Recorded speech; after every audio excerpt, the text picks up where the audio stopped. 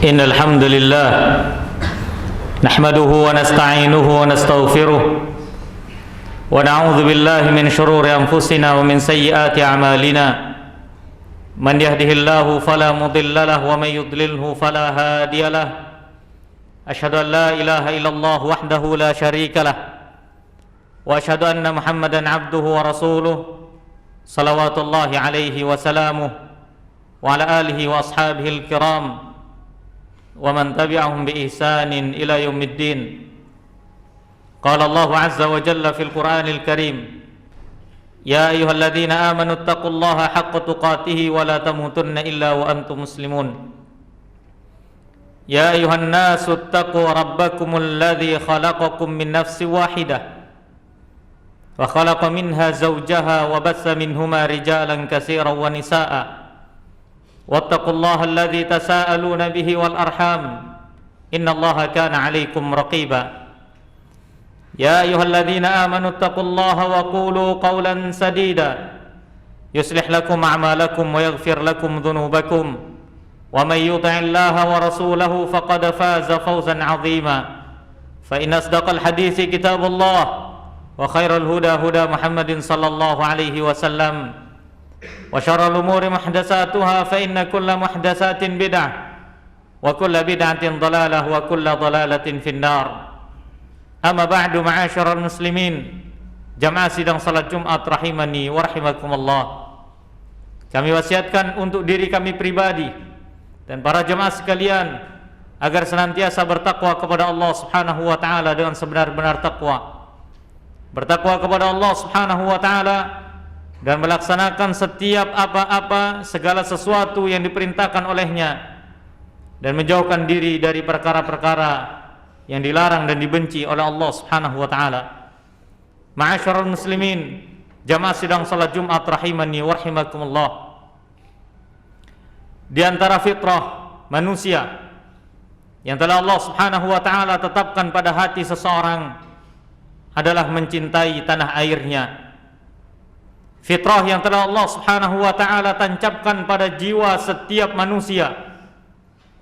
Begitu pula kepada Nabi sallallahu alaihi wasallam, yaitu mencintai negerinya dan tanah airnya. Agama Islam adalah agama yang sempurna, yang mengajarkan segala macam aspek kehidupan kepada kita semua. Termasuk diantaranya mengajarkan tentang nasionalisme atau mencintai tanah air yang kita berada di dalamnya. Kita lahir, kita wafat, kita tinggal, kita memiliki keluarga, di mana kita mencari makan dan di mana pula kita bergaul dengan masyarakatnya. Ma'asyiral muslimin rahimani wa rahimakumullah. Nabi sallallahu alaihi wasallam pada saat beliau awal mula diutus menjadi seorang rasul, beliau sallallahu alaihi wasallam menghampiri Waraqah bin Naufal. Kemudian Waraqah bin Naufal membenarkan apa yang menjadi mimpi Nabi sallallahu alaihi wasallam tentang kerasulannya. Dan Waraqah bin Naufal mengatakan, "Wahai Muhammad, jika sampai tibalah waktunya engkau menjadi seorang nabi dan rasul, maka bersiaplah, karena sesungguhnya engkau akan diusir dari negerimu." Maka Nabi sallallahu alaihi wasallam saat itu terdiam dan sedih. Kemudian Nabi sallallahu alaihi wasallam bertanya lagi, memastikan, apakah mereka, wahai Waraqah, yang akan mengeluarkan diriku dari negeri itu? Apakah kaumku yang akan mengeluarkan aku dari negeriku sendiri, negeri yang sangat aku cintai? Maka Waraqah bin Naufal mengatakan, benar, tidaklah ada seorang pun dari kalangan para nabi dan rasul yang telah Allah Subhanahu wa taala tunjuk ia untuk menjadi utusan Allah, kecuali mereka semua pasti terusir dari negerinya masing-masing. Maka tibalah waktunya Nabi sallallahu alaihi wasallam menjadi seorang nabi dan rasul. 12 tahun Nabi sallallahu alaihi wasallam berdakwah di kota Makkah, merasakan kegembiraan dan kesedihan, merasakan asam dan pahitnya kehidupan berdakwah di jalan Allah Subhanahu wa taala, hingga tibalah waktunya Allah Subhanahu wa taala memerintahkan Nabi sallallahu alaihi wasallam untuk berhijrah ke kota Madinah dan meninggalkan Makkah, tanah kelahiran, tanah air yang begitu dicintai oleh Nabi sallallahu alaihi wasallam, hingga di detik-detik terakhir beliau menjelang hijrahnya Nabi tawaf mengelilingi Ka'bah. Kemudian Nabi sallallahu alaihi wasallam mengatakan dan berbicara kepada kota Makkah, "Ma ajmalaki ya Makkah, wa ma ahabbaki." Betapa indahnya engkau wahai Makkah, dan betapa aku mencintaimu wahai Makkah. "Lau ma akhrajuni," seandainya kaumku saat ini tidak mengeluarkan aku darimu, "ma sakantu ghairaki," niscaya aku tidak akan pernah memilih tempat selain dirimu untuk tinggal. Maka bergetarlah hati Nabi sallallahu alaihi wasallam, dan para ulama mengatakan hal ini menunjukkan kecintaan Nabi sallallahu alaihi wasallam ke kota Makkah. Nabi sallallahu alaihi wasallam diperintahkan oleh Allah Subhanahu wa taala berhijrah menuju Madinah, meninggalkan setiap kenangan-kenangan terindah yang pernah beliau alami dari masa lahirnya hingga dewasanya. Al-Imam Al-Ghazali rahimahullahu ta'ala mengatakan,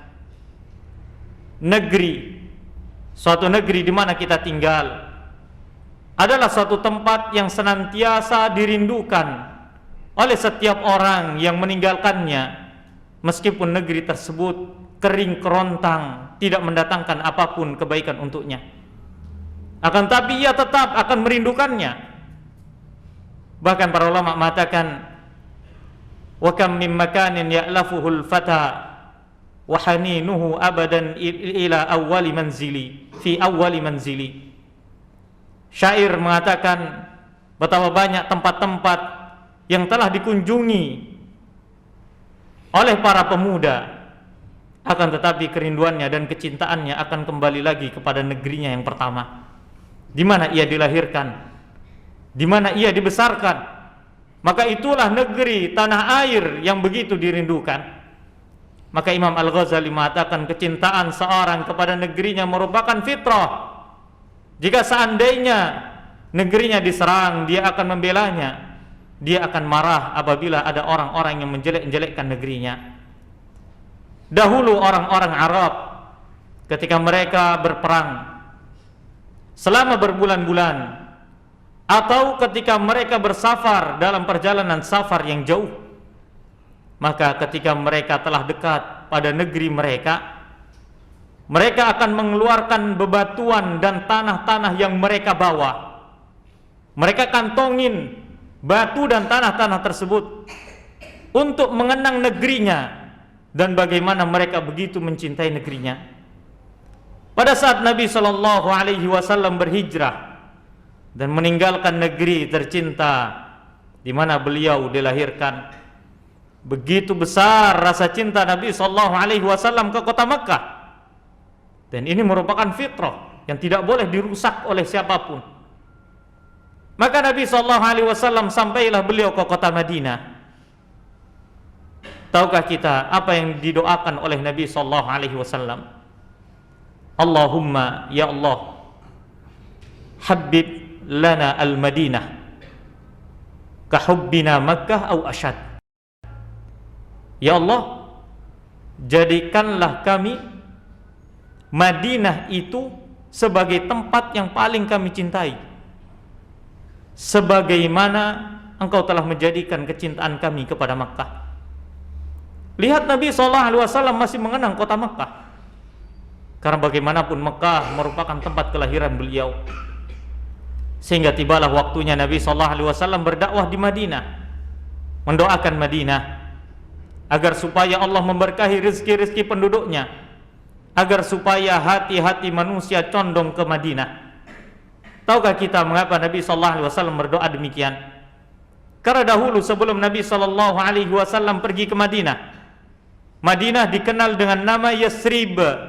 Yasrib itu artinya tempat yang buruk. Mengapa demikian?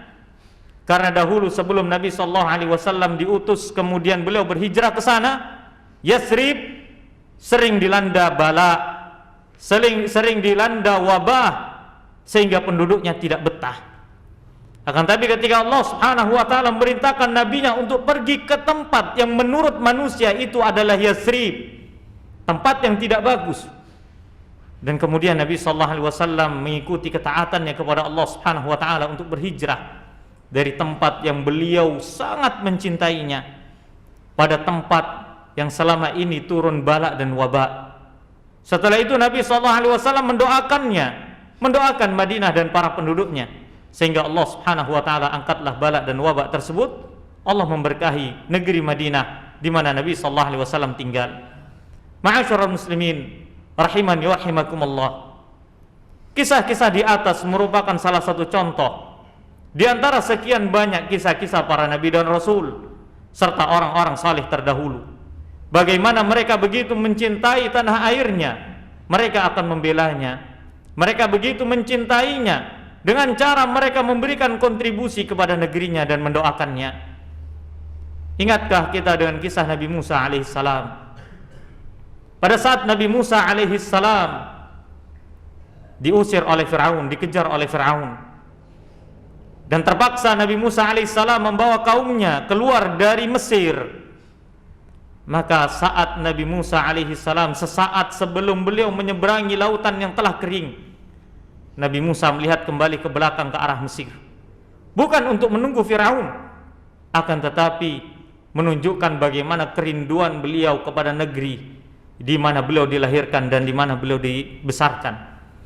Ma'asyiral muslimin rahimani wa rahimakumullah.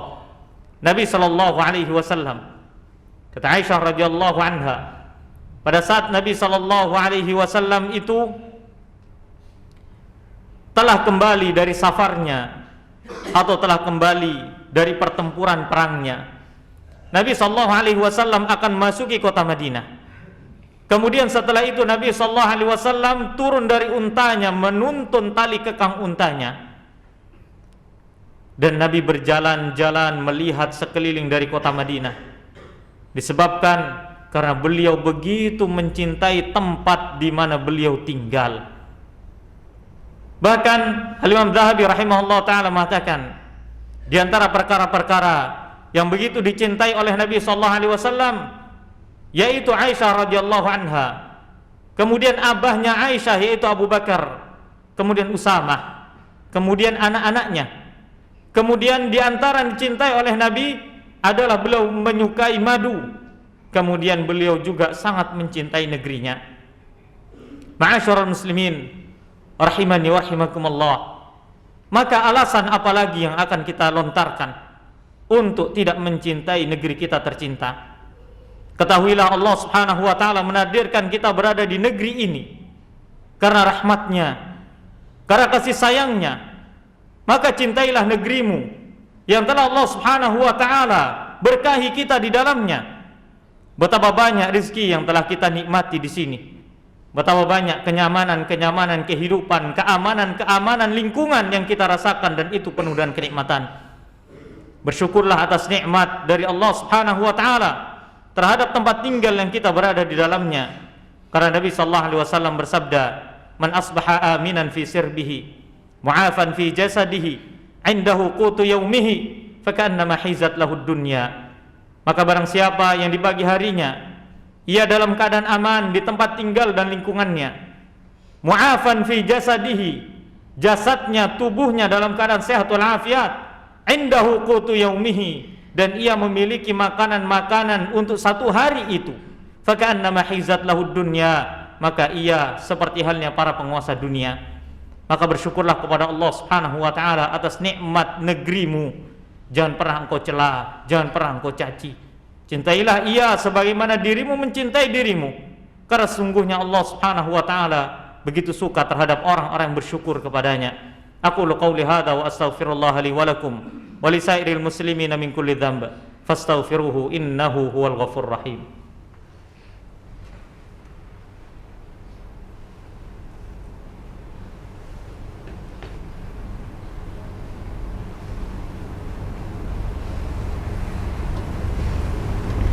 Alhamdulillahi Rabbil Alamin. Wabihi nasta'inu ala umurid dunya wad din. Wa nusalli wa nusallimu ala mabu'usi rahmatan lil alamin. Sayyidina wa habibina wa syafi'ina wa maulana Muhammadin. Wa ala alihi wa ashabihi wa tabi'in. Wa man tabi'ahum bi ihsanin ila yaumiddin. Wa sallama tasliman katsira amma ba'du. Ma'asyiral muslimin, jamaah sidang salat Jumat rahiman wa rahimakumullah. Di antara tanda kecintaan kita kepada negeri kita adalah mentaati dan mematuhi pemimpin kaum muslimin. Sudah menjadi kewajiban seorang ahlu sunnah wal jamaah, seorang muslim, siapapun itu, wajib baginya untuk taat kepada pemimpin kaum muslimin, apapun keputusannya, zalimkah ia ataupun tidak. Karena Nabi SAW pernah didatangi oleh seorang sahabat, dan Nabi SAW bersabda, akan datang kepada kalian pemimpin-pemimpin yang zalim kepada rakyatnya, yang mengambil hak-hak kalian. Bahkan riwayat yang lain mengatakan hati mereka seperti syaitan dalam bentuk badan manusia. Maka sahabat Nabi pada saat itu mendengarnya, dan mereka bertanya kepada Rasulullah, ya Rasulullah, apa yang harus kita lakukan pada saat kita menjumpai pemimpin seperti itu? Apakah kita boleh untuk memberontak? Apakah boleh bagi kita untuk mencela pemimpin? Apakah boleh bagi kita untuk tidak mentaati perintahnya? Apa kata Nabi sallallahu alaihi wasallam? Isma'u wa ati'u. Dengarkanlah pimpinanmu dan taatilah ia. Kanu ma hummilu wa antum ma hummiltum. Biarkan mereka menanggung tanggung jawabnya mereka sendiri di hadapan Allah, dan kalian pun akan menanggung tanggung jawab kalian di hadapan Allah. Bukan menjadi kewajiban kita adalah ngurusi pemimpin kita. Kewajiban pemimpin kita adalah ngurusi kita. Jika seandainya Anda ingin memberikan nasihat kepada pemimpin, nasihatkanlah beliau dengan cara yang baik. Pemimpinmu bukan Fir'aun, dan dirimu tidak lebih baik daripada Nabi Musa dan Harun. Ingatkah kita dengan firman Allah Ta'ala dalam surah Taha, ketika Nabi Musa alaihissalam dan Nabi Harun diperintahkan untuk berdakwah kepada Fir'aun? Siapakah di antara kita yang mengatakan perbuatan Fir'aun dibenarkan? Siapa? Tidak ada dosa yang lebih besar di dunia ini sejak Nabi Adam diciptakan sampai kiamat, kecuali dosa yang paling besar pernah diperbuat oleh Fir'aun. Dia mengatakan kepada kaumnya, ana rabbukumul a'la. Fir'aun mengatakan, saya adalah Tuhan kalian yang paling tinggi. Dia tidak sekedar menzalimi rakyatnya, akan tetapi dia mengaku Tuhan dan mewajibkan rakyatnya untuk menyembah dirinya. Apa yang dikatakan oleh Allah kepada Nabi Musa dan Nabi Harun? Idhaba ila fir'auna innahu tagha. Pergilah kalian berdua kepada Fir'aun, karena sungguhnya Fir'aun telah melampaui batas. Apakah Allah memerintahkan kepada Nabi Musa, ajaklah Bani Israel, memberontaklah kepada Fir'aun? Tidak, Allah tidak mengatakan demikian kepada Nabi Musa dan Nabi Harun. Allah mengatakan, idhaba, pergilah kalian berdua kepada Fir'aun, ia telah melampaui batas. Apa kata Allah? Faqula lahu qawlan layyinan. Ucapkanlah kalian berdua, katakanlah kepada Fir'aun qawlan layyinan, ucapan-ucapan yang lembut. Ucapan yang lembut. Kalimat ini tidak akan pernah bisa difahami kecuali oleh orang-orang yang berakal dan mematuhi serta iman kepada Allah. Qaulan layyinan la'allahu yatadzakkaru aw yakhsha. Semoga ia ingat dan takut kepada Allah. Lihatlah perintah Allah kepada Nabi Musa alaihissalam. Kata Allah dalam ayat yang lain, fa'tiyahu, datangilah Fir'aun, kalian berdua, bukan bareng-bareng, berdua, Nabi Musa dan Nabi Harun. Wallahi, pimpinanmu, pemimpinmu, presidenmu bukan Fir'aun, dan engkau pun bukan Nabi Musa dan Harun. Maka tidak pantas seorang rakyat menjelek-jelekkan pemimpinnya. Sudah menjadi kewajiban setiap muslim untuk berbuat baik kepada siapapun termasuk pemimpin. Karena Allah Subhanahu wa taala mengatakan, ya ayyuhalladzina amanu, wahai orang-orang yang beriman, ati'allah wa ati'ar rasul wa ulil amri minkum, taatilah Allah, taati Rasul dan ulil amri di antara kalian. Apapun keputusannya taati. Jika seandainya zalim bagaimana, taati, karena tidak ada solusi terbaik dengan akal-akal kita, dengan hawa nafsu kita. Solusi terbaik berasal dari Allah dan Rasulnya. Jika kita beriman kepada Allah dan Rasulnya. Kemudian di antara tanda kita cinta kepada negeri kita adalah mendoakan. Sudahkah kita mendoakan negeri kita tercinta Indonesia? Sudahkah kita mendoakan negeri kita Indonesia? Kapan kita akan teringat dengan Indonesia? Jika seandainya bukan di momen kemerdekaan. Alangkah buruknya kita ketika Allah berikan kebaikan akan tapi kita tidak mengingatnya dan tidak mensyukurinya. Doakanlah negerimu sebagaimana Nabi Ibrahim mendoakan negeri yang sangat tandus, yaitu Makkah. Di saat tidak ada apapun, beliau meletakkan istrinya Hajar dan putra tercintanya Ismail dengan berdoa kepada Allah, Rabbi ja'al hadzal balada amina. Ya Allah, jadikanlah negeri ini adalah negeri yang aman. Warzuq ahlahu minas samarat, dan berikanlah rezeki kepada semua penduduknya berupa rezeki-rezeki buah-buahan. Maka lihatlah, sudahkah kita mendoakan? Para ulama mengatakan di antara sunnah yang sering ditinggalkan adalah mendoakan negeri-negeri kaum muslimin. Jika seandainya engkau mampu mendoakan negeri-negeri kaum muslimin yang sedang konflik dan terjajah saat ini, mengapa lisan kita berat untuk mendoakan negeri kita tercinta Indonesia? Semoga Allah Subhanahu wa taala memberikan kepada kita kecintaan kepada negeri kita dan menjadikan kita sebagai orang-orang yang bersyukur atas nikmat ini. Sehingga semakin kita bersyukur, semakin bertambah nikmat kita dari Allah Subhanahu wa taala. Innallaha malaikatahu yusholluna 'alan nabi ya ayyuhalladzina amanu shallu 'alaihi wa sallimu taslima. Allahumma shalli ala Muhammad wa ala ali Muhammad kama shallaita ala Ibrahim wa ala ali Ibrahim wa barik ala Muhammad wa ala ali Muhammad kama barakta ala Ibrahim wa ala ali Ibrahim fil alamin innaka Hamidum Majid. Allahumma ighfir lil muslimina wal muslimat wal mu'minina wal mu'minat al ahya'i minhum wal amwat innaka sami'un qaribun mujibud da'wat fa ya qadiyal hajat. Allahumma izzal islam wal muslimin wa dhilla syirka wal musyrikin wa damir a'da'aka a'dadin ya qawi ya matin. Rabbana atina fid dunya hasanah wa fil akhirati hasanah wa qina adzabannar. Wa sallallahu wasallam barak ala nabiyyina Muhammadin wa ala alihi wa sahbihi wa sallam. Wa akhiru da'wana alhamdulillah wa aqimus salat.